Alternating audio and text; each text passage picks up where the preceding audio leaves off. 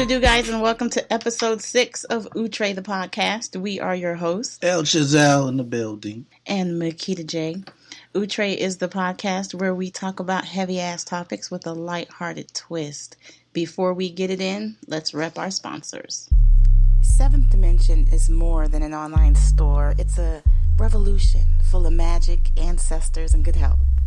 What's up, guys? It's Makeydah from Outre the podcast, here to tell you about Seventh Dimension. You've never seen anything like them, y'all. Their goal is to help you gain a deeper understanding of spirituality, sexuality, and overall health naturally. In addition to being a shop where you can purchase gemstone yoni eggs, herbal baths, custom candles with the whole herbs in them, by the way. They're also an interfaith ministry and spiritual center that offers counseling, job assistance, kids programs, homeless care, tarot readings, astrology charts, and dream interpretations. And let me tell you, their readings are spot on. On top of all of that, they're also a yoga studio offering $5 pop-up yoga in the Sanford Lake Mary area. Get your own on and get your health right naturally with their huge selection of herbals, and get some crystals to feng shui your crib. Visit their website to learn more about everything they do at seventhdimension.com. That's SV7NTH dimension.com. Alright, guys, before we jump into things, I just have a quick announcement to make at the head of the show. Last week's winner of the 7th Dimension 200th like contest, that winner is Ras Al Ghul. Everybody check him out, give him a thumbs up, like his stuff, add him as a friend, check him out, say hey. Big up, Ross. Thank you very much for liking our homepage, or our company's homepage, but be sure that you visit our Facebook page, facebook.com/Outre podcast, and give us a like as well, guys. You the man, Ross. Appreciate you, brother. The man. Okay, so I guess we might as well just jump on into things. So, the hot topic on the streets for the past maybe week, the Tupac movie, All Eyez on Me. All eyes on me. Roll up in the club and shit. All eyes on me. We saw it opening night. That was opening night, right? Yeah. Yeah, we saw it opening night. June 16th, 1971. His birthday. Okay. I'm like, I thought so. Wow. 71. Yeah, we should have looked up what. You'd have been 46. Yep. Happy belated birthday, Tupac. So, we thought it was good. The movie was awesome. I enjoyed it. You know, it's gotten a lot of critiques by the critics. You know, saying it wasn't this, it wasn't that, it wasn't. It was more detailed. It happened this way. Detailed, and his life was very intricate, and there should have been more stuff. Right. You know, and the movie should have been what? The movie was long enough. Movie? That's what I'm saying. It was long enough as it was. Yeah, like, what the hell did y'all want to add? But okay. But I mean, I think it was good. I would have fell asleep. No lie. You know, it was a long ass. That was the only reason I was captivated. I basically knew the story from a fan's point of view, right? And just following along. And they told so much of the story, man. And the part I was waiting on, which I was really happy to see on how they would depict it and how it went down, was the part when he got out of the limousine and he shot those 2 undercover cops, blasted their ass. Wow, that shit was dope. Yeah, I was surprised to see that too. Yeah, I didn't think they would tell that part of the story, you know. Right, well, he was they were dirty cops anyway. True. Both of their pistols were stolen out of the police station that they was working on, so, you know, they wasn't shit. So, big up to Tupac. True. You know what I mean? He was a real. He was real. He was a rebel. He did what he talked about. He was about that life. You know what I mean? Which a lot of people aren't. You know, I'm not saying go out there and, kill a nigga and do some ignorant shit. But, if you talk about it, be about it. Exactly. Period. Don't be talking about what you heard. Right. I think the movie did really good. We thought the movie was good when we went to see it. Even when we went to get the tickets at the front, the girl in the front told us that the movie was doing a lot better. The turnout was a lot bigger than the management at the theater even thought it would be, which low-key that offended me because how could you not? It's Tupac. Right. I mean... Like, seriously? Girl, it is okay. I forgive her. This man he's a worldwide figure. Right. He's mythical at this man point. is known in Japan, Australia, and in the fucking backwoods of Madagascar. People went crazy for his freaking avatar at Coachella that year. That's right. So anyways, leading the charge in the trend of criticizing the movie, leading the charge, of course, is none other than Jada Pinkett Smith, who immediately took to her Twitter the same day of the release and started with, and I'll just go through a couple of her tweets real quick. Goddamn Jada Pinkett, Miss Dick Cheeks. Whoa, I can't get it together. Forgive me. My relationship to Pac is too precious to me for the scenes in All Eyez on Me to stand as truth.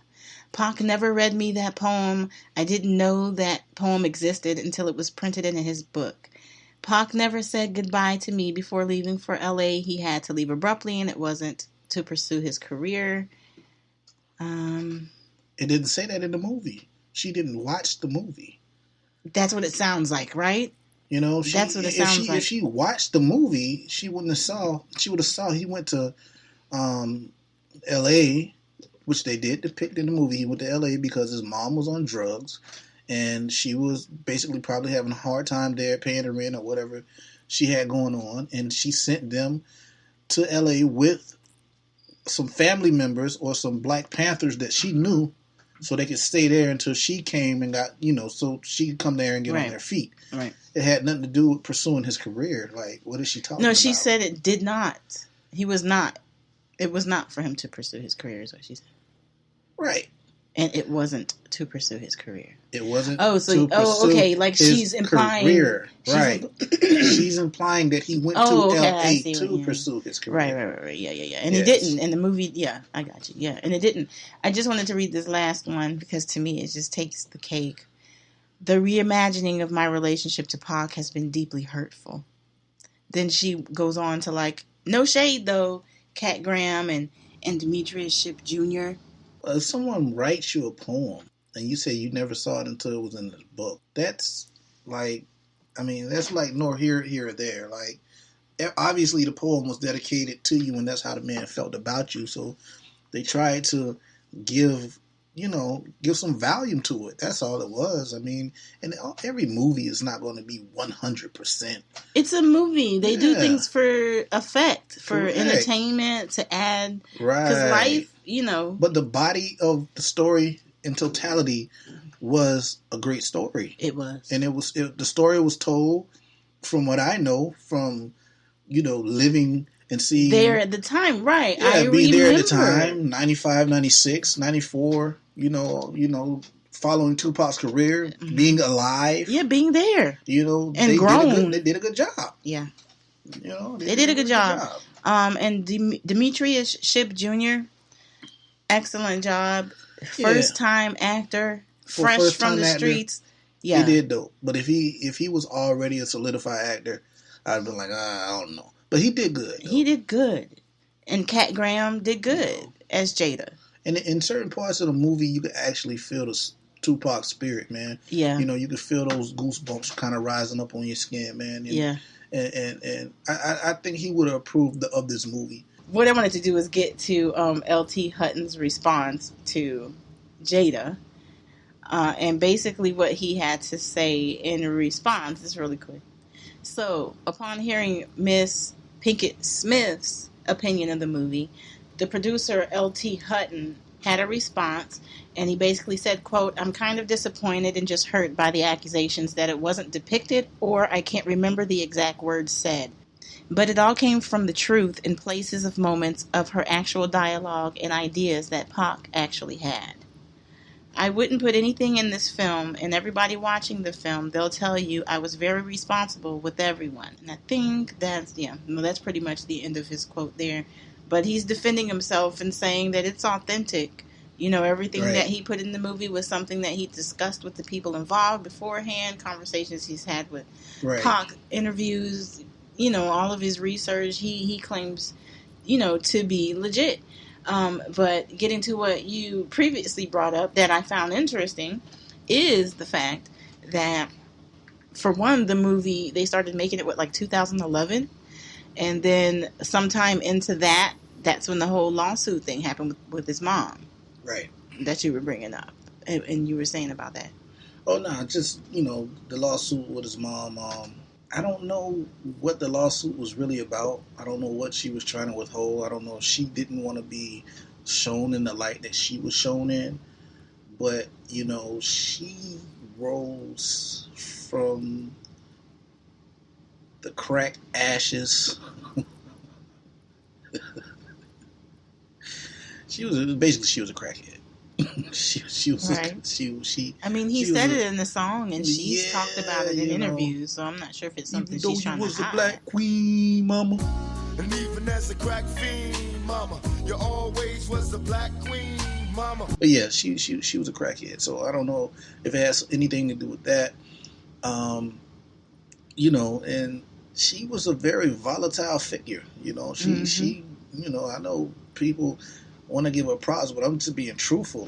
She wasn't the greatest mom, even though he did Dear Mama and dedicated that song to his mom, which I think was sort of political.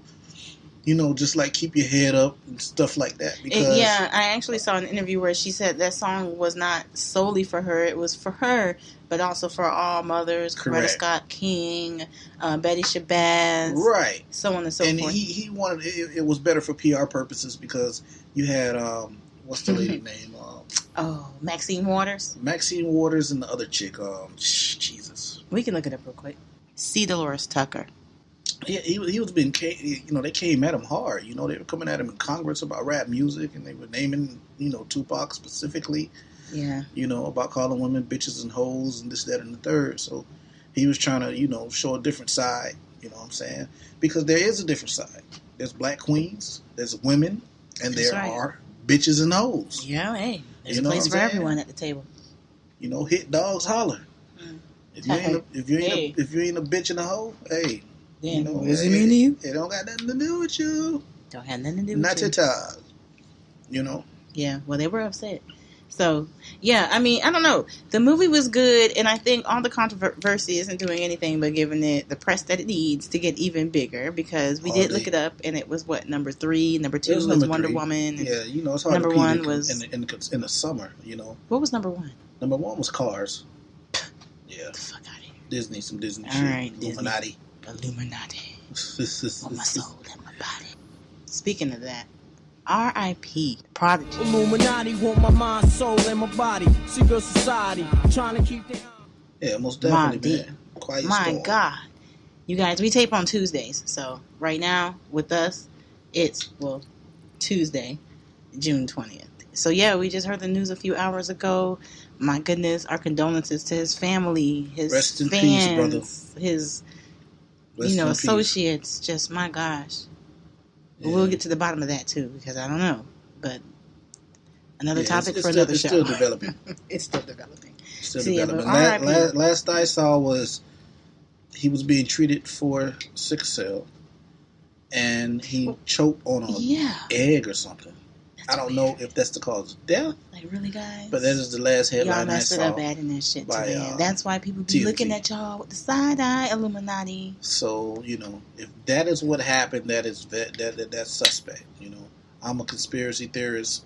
I think most conspiracies, if you put the facts together and it has continuity, I definitely, can see it happening. Mm-hmm. The way it's told. But, R.I.P., brother. R.I.P. for real. That was kind of made today a little bit of a downer. Well, back to Pac. Yeah. So, like I was saying, though, all this talk and, this is inaccurate. Then you have other people coming out saying, girl, bye. It's accurate enough. It's good. It's Pac. It doesn't matter. Da-da-da. Right. Just roll with it. Like, what's up? And then, I'll have to admit, my initial reaction to hearing about her having something to say